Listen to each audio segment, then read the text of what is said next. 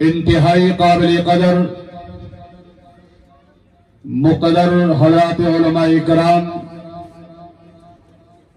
معززین علاقہ، محترم سامعین اور سامعات،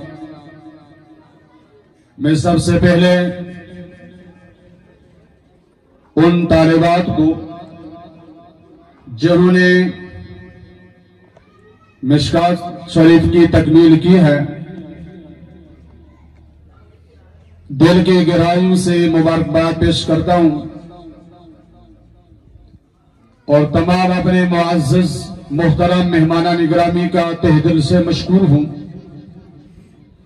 بالخصوص جامعہ فیض الاسلام کے مدیر حضرت مولانا عبدالرشید حفظہ اللہ تعالی، حضرت مولانا عطاء الرحمن صاحب، حضرت مولانا عنایت اللہ صاحب، دیگر تمام علماء کرام کا مشکور و ممنون ہوں۔ یہاں تشریف لائے ہمیں عزت بخشی ہے۔ ہمارے آج کے مہمان خصوصی حضرت مولانا عبدالشکور شاکر صاحب، اسی طرح دوسرے مہمان حضرت مولانا امجد سید قریشی صاحب بھی چند لمحوں بعد انشاءاللہ آپ سے مخاطب ہوں گے۔ کثیر تعداد میں علماء کرام، شعراء کرام تشریف رکھتے ہیں۔ کوشش کروں گا کہ ہر ایک کو ہم انشاءاللہ ان کا کلام بھی سنیں اور دلجمی کے ساتھ، پورے سوچ اور تصور کے ساتھ ہم نے ان کا کلام سننا ہے۔ آج کی مجلس انتہائی بابرکت مجلس ہے، جس میں مشکات شریف کی تکمیل ہو رہی ہے، اور یہ جامعہ تجوید القرآن للبنات یہ الحمدللہ اسلامی ادارہ ہے،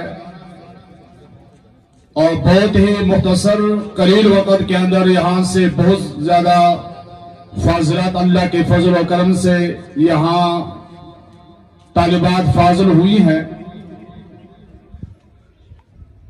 وفاق المدارس عربیہ کے تحت جو ان کا نصاب ہے، وہ یہاں سارا کا سارا نصاب پڑھایا جا رہا ہے۔ یہاں قرآن کریم تفسیر کے ساتھ بھی، اور ساتھ وفاق کا جو نصاب ہے وہ بھی، اور قرآن کریم کو سیکھنے والے چھوٹے بچے ناظرے کے ساتھ وہ پڑھتے ہیں۔ میں اپنے حاضرین سے ایک بات کہوں گا، آپ ہمیشہ علماء کرام سے اور تبلیغ جماعت والوں سے سنتے رہتے ہیں کہ قرآن کریم کی ایک آیت سیکھنا 100 رکعت نوافل پڑھنے سے زیادہ افضل اور بہتر ہے۔ علم کا ایک باب سیکھنا 1000 رکعت نوافل پڑھنے سے افضل ہے۔ میں تمہیں دین کے ایک مسئلہ سمجھا رہا ہوں کہ شریعت کے اندر دین کے ایک مسئلے کی اہمیت کیا ہے۔ اب 1000 رکعت نوافل پڑھنا یا 100 رکعت نوافل نماز پڑھنا یہ ہماری بس کی بات نہیں ہے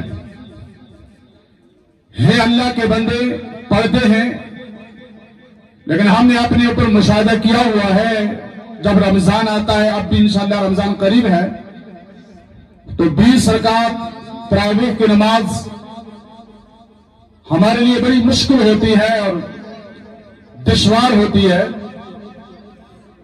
اب میں 1000 رکعت نوافل کی بات نہیں کرتا اور 100 رکعت کی نوافل کی بات نہیں کرتا، وہ آپ خود حساب لگا لیں۔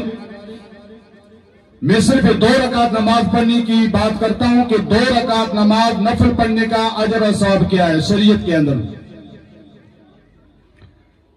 حدیث کی کتاب ہے ابو داؤد شریف میں ایک روایت ہے جہاد کے متعلق۔ مدینہ منورہ شمال کی جانب ایک علاقہ ہے جسے خیبر کہتے ہیں، وہاں بڑے شرارتی لوگ تھے، مسلمانوں کو تنگ کرتے تھے۔ اللہ رب العالمین نے حکم فرمایا اپنے پیارے حبیب صلی اللہ علیہ وسلم کو کہ میرے حبیب جاؤ ان لوگوں سے جہاد کرو۔ آپ علیہ الصلوۃ والسلام اپنے ساتھی صحابہ رضی اللہ تعالیٰ عنہ کے ساتھ گئے، جہاد کیا، مسلمانوں کو کامیابی ملی، یہود وہاں سے بھاگ گئے، مال غنیمت ہاتھوں آیا۔ آپ علیہ الصلوۃ والسلام نے اس مال غنیمت کو مسلمانوں کے اندر مجاہدین میں، صحابہ میں تقسیم کر دیا۔ ایک صحابی کے حصے میں جو مال غنیمت آیا تھا، اس صحابی نے اس مال غنیمت سے تجارت شروع کر دی۔ بہت تھوڑے عرصے کے اندر، قلیل وقت کے اندر اس نے بہت زیادہ نفع کمایا۔ ایک دن صبح کی نماز آپ صلی اللہ علیہ وسلم کے اقتداء میں پڑھی۔ آپ علیہ الصلوۃ والسلام نے اس صحابی کو دیکھا کہ اس صحابی کے چہرے پہ مسکراہٹ ہے، خوشی کے آثار نمایاں ہیں۔ آپ علیہ الصلوۃ والسلام نے فرمایا میرے پیارے کیوں اتنے خوش ہو، مسکراہٹ آپ کے چہرے پہ نظر آ رہی ہے، وجہ کیا ہے؟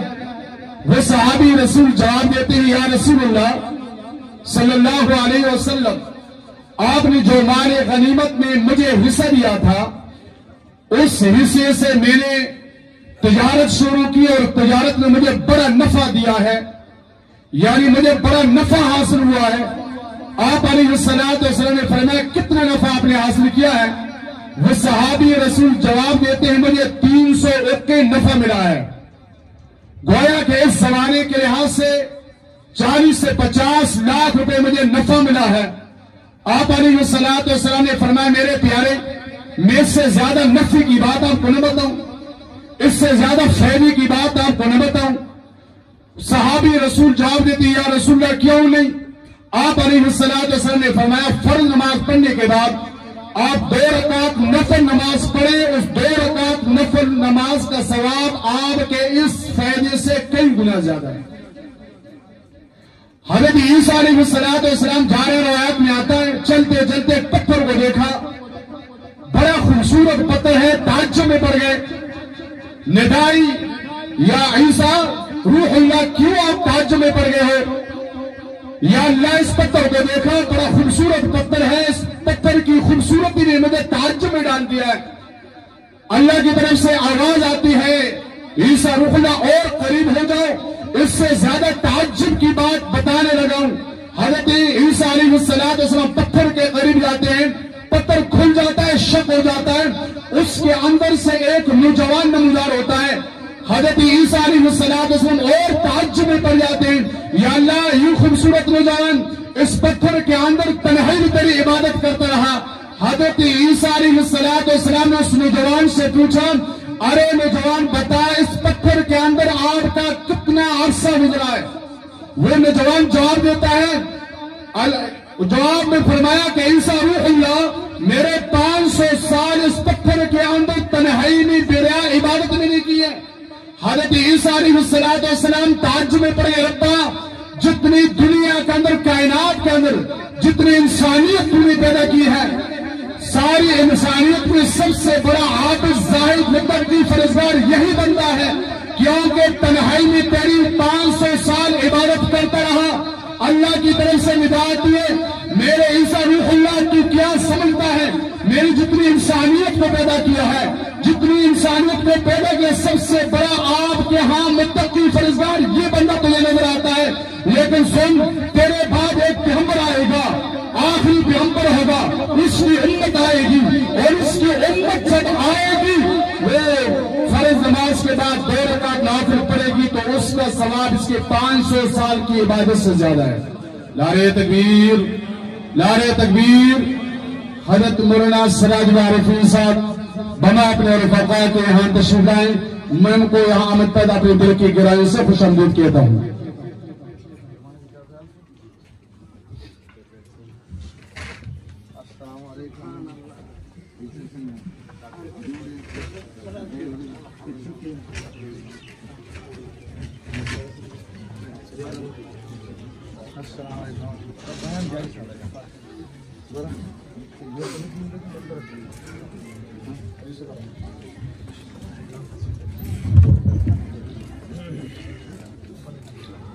ہمارے اس جامعہ کے سرپرست اور شیخ الحدیث حضرت مولانا سراج الرحمانی صاحب یہاں تشریف لائے، میں نے دل کی گہرائیوں سے خوش آمدید کہتا ہوں۔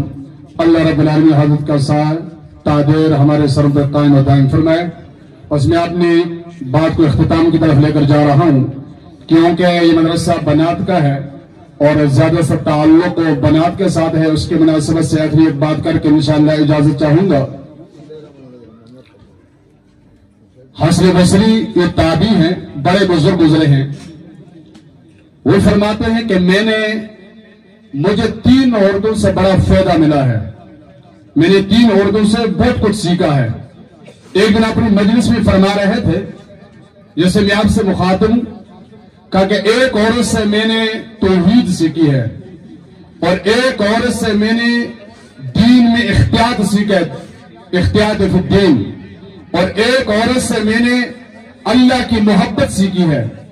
مجمع والوں نے سوال کر دیا، حضرت عورت کیا ہے اور اس سے آپ نے توحید سیکھی اور ایک عورت سے آپ نے احتیاط فی الدین سیکھا، ایک عورت سے آپ نے اللہ کی محبت سیکھ لی۔ حسن بصری جواب دیتے ہیں، گرمیوں کا موسم تھا، میں اپنے گھر کے بلائی حصے میں چھت پر رات کو نوافل پڑھ رہا تھا، تہجد کی نماز پڑھ رہا تھا، اور میرے پڑوس میں ایک دھوبی رہتا تھا اور رات کی تنہائی میں اپنی بیوی سے جو ہے باتوں میں ان کی لڑائی ہو گئی، جھگڑ گئے، اور جب آپس میں گفتگو ان کی باتوں میں ذرا تیزی ہو گئی تو وہ بیوی اپنے شوہر سے کہتی ہے کہ آپ کی بہت زیادہ اذیت میں نے برداشت کی ہے، آپ کی طرف سے مجھے بہت زیادہ اذیت پہنچی، تکلیف پہنچی، میں نے سب کچھ برداشت کیا ہے، اور آپ مجھے پیٹتے رہے اور ڈھانٹتے رہے، میں آپ کے ساتھ مددگار بن کر آپ کے ساتھ کپڑے دھوتی رہی اور میں آئندہ بھی آپ کے ساتھ گزارا کروں گی، لیکن میں نے آپ کے متعلق ایک بات سنی ہے اور وہ بات یہ ہے کہ آپ دوسری شادی کرنا چاہتے ہو۔ یاد رکھو، اگر آپ نے دوسری شادی کر دی تو میری محبت آپ کے ساتھ نہیں ہوگی، میری آپ کے ساتھ کوئی مدد آئندہ نہیں ہوگی، میں آپ سے کسی قسم کا کوئی تعلق نہیں رکھوں گی۔ تو یہاں حسن بصری کہتے ہیں، مجھے قرآن کریم سورۃ النساء کی وہ آیت میرے ذہن میں آ گئی کہ اللہ رب فرماتے ہیں، تم جتنے گناہ بھی کرو اور جتنے گناہ کر کے میرے پاس آؤ گے تو وہ تائب ہو گئے، میں تمہیں معاف کر دوں گا، لیکن یاد رکھنا اگر تمہیں شرک کیا تو تمہیں معاف نہیں کروں گا۔ تو اس عورت سے مجھے توحید سمجھ میں آ گئی کہ اللہ کی توحید مجھے اس عورت نے مجھے سکھا دی، اور ایک عورت سے میں نے احتیاط فی الدین سیکھا ہے۔ کہتے ہیں صبح جا رہا تھا، راستے میں ایک بچی ہے 13-14 سال کی بچی، اس کے ہاتھ میں شاپر ہے، بازار گئی ہوئی تھی، واپس آ رہی ہے، میں نے کہا بیٹا آہستہ جانا، احتیاط سے جانا، پھسل نہ جائیں، اور اگر پھسل گئی تو آپ کو نقصان پہنچے گا۔ وہ چھوٹی بچی جواب میں مجھے کہتی ہے، حسن بصری آپ سلطان الاولیاء ہو، امام الاولیاء ہو، آپ اپنا خیال رکھیں، میری بات چھوڑیں، میں گر گئی کوئی اتنا بڑا مسئلہ نہیں، مجھے صرف میری جسمانی چوٹ مجھے لگے گی، اگر آپ گر گئے تو آپ پوری امت کو گرا دو گے، پوری امت کے علماء اور پورے امت کے پیغمبر کے دین کو نقصان پہنچائے گا۔ تو امام حسن بصری کہتے ہیں، مجھے اس عورت سے احتیاط فی الدین میں نے اس عورت سے سیکھا ہے، اور کہتے ہیں تیسری عورت وہ عورت ہے کہ ایک دن ایک مرد نماز پڑھ رہا تھا، ایک عورت جلدی جلدی گھر سے نکلی اور دوڑتے ہوئے اس مرد سے آگے نکل گئی، نماز کے آگے سے گزر گئی، تو اس آدمی نے نماز سلام پھیرا اور اس عورت کو بلایا، ڈھانٹا، تو یہ شرم نہیں آ رہی، میں نماز پڑھ رہا تھا، میرے عرب سے مناجات ہو رہے تھے اور میرے سامنے سے گزر گئی ہو۔ تو اس عورت نے معذرت کی، معافی مانگی، اور معافی مانگنے کے بعد اس مرد سے کہا، خدا کے لیے آئندہ ایسی نماز نہ پڑھنا۔ تو مرد پوچھتا ہے کہ یہ وجہ کیا ہے؟ کہا کہ میں اپنے خاوند شوہر سے بڑی محبت کرتی تھی، میرے شوہر نے مجھے طلاق دے دی، اور جب طلاق دین میں واپس بھاگنے لگی، باہر نکلی، مجھے اپنے شوہر کی پیار اور محبت میں اس جدائی اور فراق کی وجہ سے مجھے اس طرح پاگل بن گئی، مجھے آپ نظر نہیں آئے، آپ کی سامنے سے گزر گئی، میری پیار اور محبت اور اس نے اپنے شوہر کے ساتھ تھی، آپ اپنے رب سے مناجات کر رہے ہو، اپنے رب سے ملاقات کر رہے ہو، اپنے رب سے ملاقات کرتے ہوئے تو نے مجھے دیکھ لیا اور میں نے آپ کو نہیں دیکھا، آئندہ ایسی نماز نہ پڑھو، اس نماز کا کوئی فائدہ نہیں۔ عورتیں میں ایسی ہوتی نا، کوئی کی عورتیں میں بڑی کمال کو پہنچ جاتی ہے نا، وہ بڑے درجے فائز ہو جاتی ہے، بڑے درجے پہ. حجاج یوسف کے بارے میں آتا ہے نا، وہ بادشاہ تھے اور 3 آدمیوں کے متعلق نے فیصلہ کر دیا کہ ان 3 آدمیوں کو پھانسی پہ لٹکا دو، پھانسی دے دو. جب حکم جاری ہو گیا، ایک عورت دوڑتے ہوئی آئی، بادشاہ سلامت ان کو معاف کر دیں، میں سفارشی بن کے آئی ہوں. بادشاہ نے جواب دیا، تینوں کو تو نہیں معاف کرتا، تینوں میں کسی ایک کا انتخاب کر دو، ایک کو معاف کر دوں گا. اب یہ 3 عورتوں کا یعنی 3 مردوں کا اس عورت سے رشتہ کیا ہے؟ ایک اس کا بیٹا ہے، ایک بھائی ہے، ایک شور ہے. اور اس عورت کے لیے انتخاب کرنا بڑا مشکل ہے. ایک بیٹا، ایک بھائی، ایک شور خامن. حجاج بن یوسف کہتا ہے ان 3 میں سے کسی ایک کے بارے میں کہہ دیں، انتخاب کر لیں، میں ایک کو معاف کر دوں گا، تینوں کو نہیں معاف کر سکتا. تو اس عورت نے فوراً جامعہ حضرت اس میرے بھائی کو معاف کر دو. حجاج بن یوسف نے کہا کیوں؟ کہا کہ یہ میرا بھائی ہے اور میں جوان ہوں، میرا شور چلا گیا، دوسری شادی کر لوں گی، شور نصیب ہو جائے گا. جب دوسری شادی کرنے کی امید ہے، رب اولاد کی مال سے ناموال کر دے گا، اولاد کی نعمت ادا کر دے گا. یہ میرا بھائی ہے اور میرے والدین نہیں ہیں، دنیا سے چل بسے ہیں اور میرا بھائی دوبارہ نہیں پیدا ہوتا، آپ میرے بھائی کو معاف کر دو. حجاج بن یوسف نے کہا ایک کو آپ کی سفارش میں نے معاف کر دیا اور 2 کو آپ کی حسن انتخاب میں معاف کر دیا. تو ایسی عورتیں بھی ہوا کرتی تھی.